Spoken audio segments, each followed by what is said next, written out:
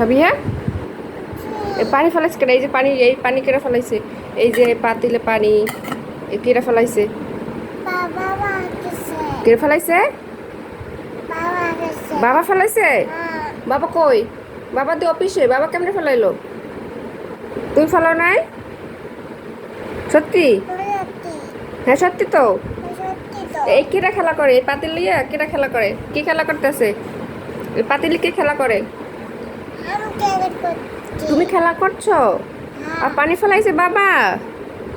সত্য কথা বলো, কে ফেলাইছে? সত্য কথা বলো।